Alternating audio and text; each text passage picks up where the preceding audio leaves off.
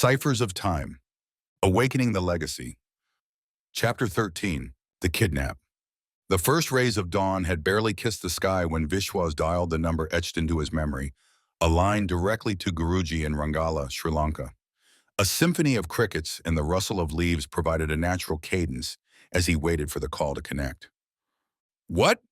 The voice on the other end was raspy, weathered by time and trials. "Guruji," Vishwa began, urgency lacing his tone.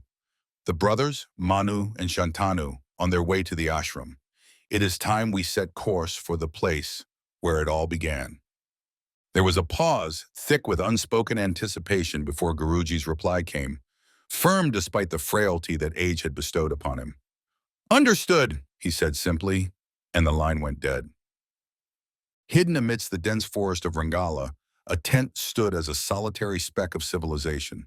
Inside, Guruji sat cross-legged, his body a map of scars and old wounds, each a testament to battles long past. Despite his physical ailments, his eyes remained bright and piercing, a reflection of an unbroken spirit. At the termination of the call, Guruji took a deep breath, his chest rising and falling with the weight of imminent action. With resolve tightening every muscle in his weakened frame, he pushed himself to stand. The fabric of the tent flap protested as he swept it aside, stepping out into the breaking day for the first time in years.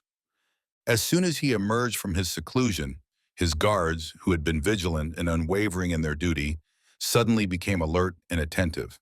Their expressions gave away their shock. Their Guruji, the phantom of the woods, finally emerging from his cocoon of solitude. They knew without a word spoken that the moment they had been training for has arrived. The sun's rays gently caressed Guruji's worn face as he squinted against the brightness. He instinctively raised an arm to shield his eyes, having grown accustomed to the dimness he had been living in. His voice, now a deep rumble resonating with authority and ancient power, broke the silence that had settled among the trees. "It's time," he declared, his words slicing through the morning's tranquility. "Let's go to India." Those simple words, charged with significance and centuries of waiting, echoed through the forest. Birds took flight at the sudden disturbance, and the guards moved into motion, each action orchestrated by years of preparation. The call to adventure had been sounded, and the wheels of destiny were once again set in motion.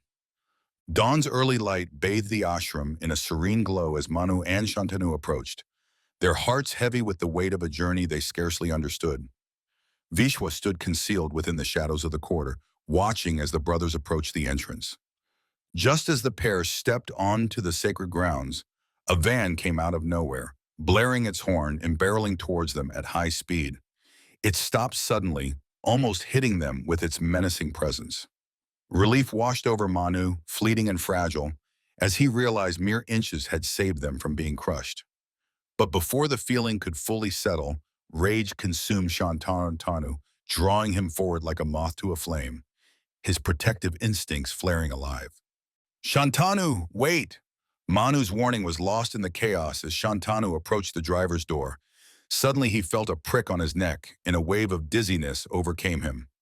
Collapsing to the floor, Shantanu succumbed to the effects of sedation, his body giving in to exhaustion and surrender.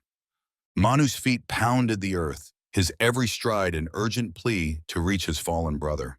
The world blurred into a whirlwind of confusion as strangers emerged from the van, their movements precise and ominous. Suddenly, strong arms pinned him from behind, wrapping him in an inescapable hold. His struggles were futile as they swiftly subdued him, rendering him helpless before darkness enveloped him. From his vantage, Vishwa's heart thundered against his ribs, a silent scream tearing at his throat as he witnessed the attack. "To arms! Save them!" he commanded. But his words were swallowed by the distance between them.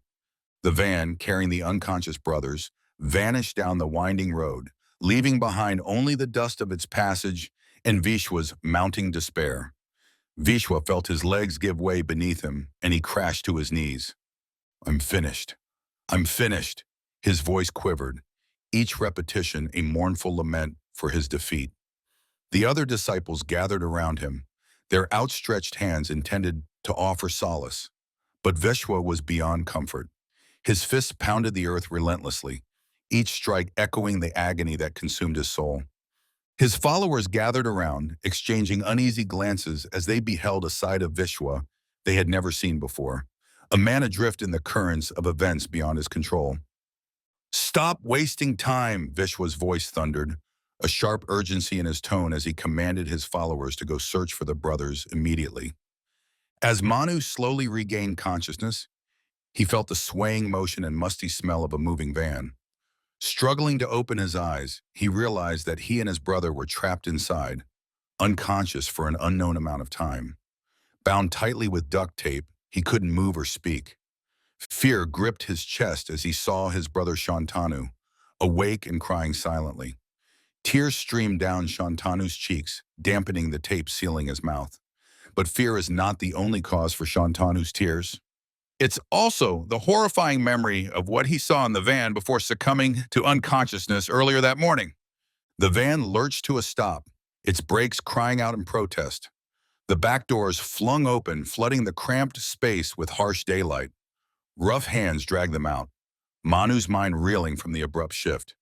They were brought to a rustic wooden structure, the aroma of soil and aged wood filling his nose. As soon as they were inside, their tapes were removed, and they could feel the tingling sensation of blood rushing back into their limbs. The cell they found themselves in was no ordinary cage, but one that seemed to breathe with the life of the forest around it.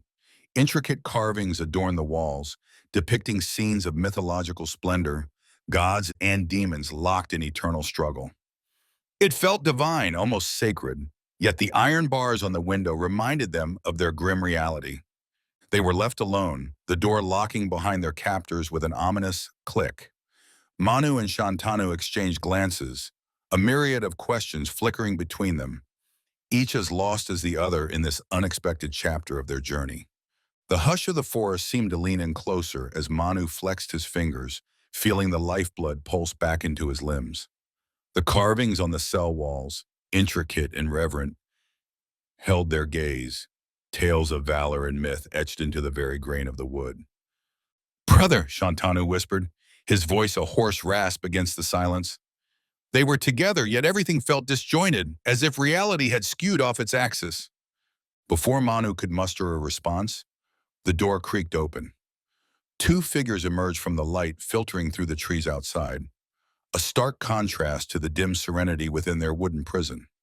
One stepped forward, a man with the bearing of an old soldier, his eyes measuring and calm. "You will both meet our leader shortly," he announced. His tone was not unkind, but it carried the weight of inevitability. "Eat and drink. You will need your strength." Two plates of food were pushed through the cage opening, filling the room with the aroma of steamed rice and curry. Despite the turmoil consuming his thoughts, Manu's stomach grumbled, a reminder of his body's need for sustenance. Manu's face contorted in a forced expression of acceptance as he glanced at the strangers. Leaning against the wall with his arms crossed, he wore a calm expression, as if this unexpected turn of events was just another day in his life. "Water," the second guard said, placing a jug and two cups on the ground. His face was unreadable, a mask carved from the same impassive wood that surrounded them. "Don't you worry. You are in safe hands. Enjoy your meal, and you will be spoken to soon," he said before locking the door behind him as he left.